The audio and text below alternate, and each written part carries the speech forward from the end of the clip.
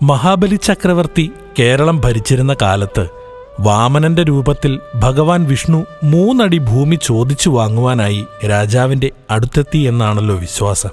പ്രജകൾക്കിടയിൽ വളരെ ആദരണീയനും ഉദാരമനസ്കനുമായിരുന്ന രാജാവിന് ഒരു പ്രത്യേകതരം അഭിമാനവും ഉണ്ടായിരുന്നു. അതിനാൽ തന്നെ വാമനൻ 3 അടി മണ്ണ് ചോദിച്ചപ്പോൾ മഹാബലി തമ്പുരാൻ അതിന് സമ്മതിക്കുകയും ചെയ്തു. ഭഗവാന്റെ ഒരൊറ്റ ചുവടുവയ്പിൽ ഭൂമി മുഴുവൻ മൂടാൻ കഴിയുമെന്ന് മഹാബലി ചക്രവർത്തിക്ക് അറിയില്ലായിരുന്നു. ആദ്യത്തെ 2 ചുവടുവയ്പ്പിന് ശേഷം 3-ാമത്തെ ചുവടുവയ്പ്പിന് വാമനന് കാലുവയ്ക്കാൻ സ്ഥലം ഉണ്ടായിരുന്നില്ല. അപ്പോഴാണ് മഹാബലി രാജാവ് 3-ാമത്തെ ചുവടുവയ്പ്പിന് തൻ്റെ തല സമർപ്പിച്ചത്. മഹാബലി തൻ്റെ തല നൽകാൻ ഭഗവാന്റെ മുന്നിൽ മുട്ടുകുത്തിയ സ്ഥലമാണ് ഓണാട്ടുകര സ്ഥിതി ചെയ്യുന്നത്. അങ്ങനെ ഓണാട്ടുകര എന്നേക്കും ആദരണീയവും പവിത്രവുമായ ഒരു സ്ഥലമായി മാറി. അങ്ങനെ ആലപ്പുഴ ജില്ലയിലെ ഓണാട്ടുകര അല്ലെങ്കിൽ ഓണത്തിൻ്റെ നാട് എന്നറിയപ്പെടുന്ന ഈ സ്ഥലം മാവേലിയുടെ നാട് എന്ന് സ്നേഹപൂർവ്വം വിളിക്കാൻ തുടങ്ങി. പേരു സൂചിപ്പിക്കുന്നത് പോലെ മാവേലിക്കര മാവേലിയുടെ നാട് തന്നെയാണ്. അതിന് അതിൻ്റേതായ ഒരു സമ്പന്നമായ ചരിത്രവുമുണ്ട്. തിരുവിതാംകൂർ രാജകുടുംബവുമായി അടുത്ത ബന്ധവും പ്രമുഖ വ്യക്തികൾക്ക് ജന്മം നൽകിയ നാടും കൂടിയാണ് മാവേലിക്കര. ഓണാട്ടുകരയിലെ ഓണം ചിങ്ങത്തിലെ തിരുവോണത്തിന് ശേഷം കന്നിമാസത്തിൽ വരുന്ന 28-ാം ഓണത്തോടനുബന്ധിച്ചുള്ള കാലവേല അഥവാ കലാകെട്ട് എന്ന പ്രത്യേക ആഘോഷത്തോടെയാണ് അറിയപ്പെടുന്നത്. ഓച്ചിറ പരബ്രഹ്മക്ഷേത്ര പരിസരത്ത് നടക്കുന്ന ഈ ചടങ്ങിൽ കാളയുടെ രൂപങ്ങൾ തയ്യാറാക്കി രഥങ്ങളിൽ ഘടിപ്പിച്ച് വയലുകളിലൂടെ വലിക്കുന്നു.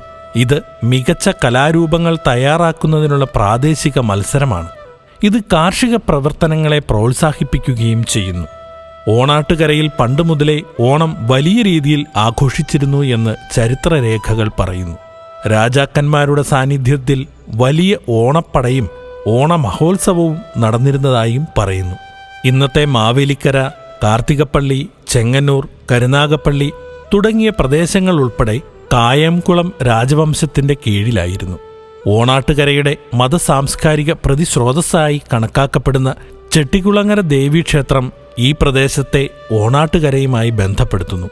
ഓണത്തിന്റെ നാടെന്ന് പഴമക്കാർ ഓണാട്ടുകരയെ വിളിക്കുന്നു. ആ പേരിൽ ഇന്നും അഭിമാനം കൊള്ളുന്ന ഓണാട്ടുകര ആലപ്പുഴ ജില്ലയുടെ ഭാഗമാണ്.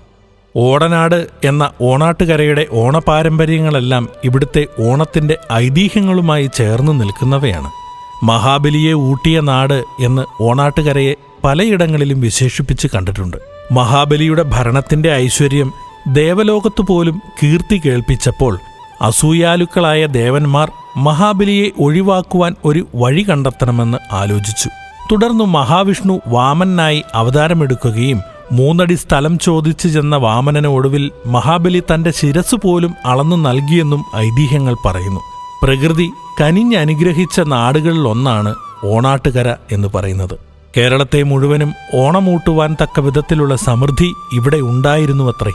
100 മേനി വിളയിക്കുന്ന മണ്ണും സമൃദ്ധമായ ജലവും വളക്കൂറും ഇവിടുത്തെ പ്രത്യേകതയായിരുന്നു. ഓണാട്ടുകരയിലെ ഓണത്തോടനുബന്ധിച്ച് ഓച്ചിറ പരബ്രഹ്മക്ഷേത്രത്തിൽ നടക്കുന്ന ഒരു ആഘോഷമാണ് കാളകെട്ട്. 1 ജോഡി കാളകളുടെ രൂപങ്ങൾ കെട്ടിയുണ്ടാക്കി അതിനെ ഓച്ചിറ ക്ഷേത്ര പരിസരത്ത് നിരത്തി വെച്ചുകൊണ്ടാണ് ഈ ആഘോഷം കൊണ്ടാടുന്നത്. ഇങ്ങനെ കെട്ടിയുണ്ടാക്കുന്ന കാളരൂപങ്ങളെ കെട്ടുകാളകൾ എന്നും പറയുന്നു.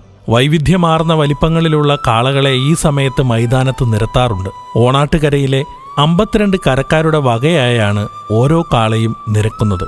ഇത്തരത്തിൽ 200-ലധികം കാളകൾ അണിനിരക്കുന്നതായും പറയുന്നു. ലോകത്തിലെ തന്നെ ഏറ്റവും വലിയ കാളകെട്ടുത്സവം എന്നു പറയുന്നതാണ് ഈ ആഘോഷം. കാളകളുടെ തല മാത്രമാണ് സ്ഥിരമായി ഉണ്ടാകാറുള്ളത്. ഓരോ തലയ്ക്കും വേണ്ട ഉടലുകൾ വർഷാവർഷം ഓരോ കരക്കാരുടെയും കാളകെട്ട് സമിതിയുടെയും ഇഷ്ടാനുസരണം കെട്ടിയുണ്ടാക്കുകയാണ് പതിവ്. ചട്ടത്തിൽ വൈക്കോലും മറ്റും കൊണ്ട് വെട്ടിയുണ്ടാക്കുന്ന ഉടലിന്റെ മുകളിൽ തല പിടിപ്പിച്ചാണ് കാളകളെ കെട്ടിവലിച്ചു കൊണ്ടുവരിക.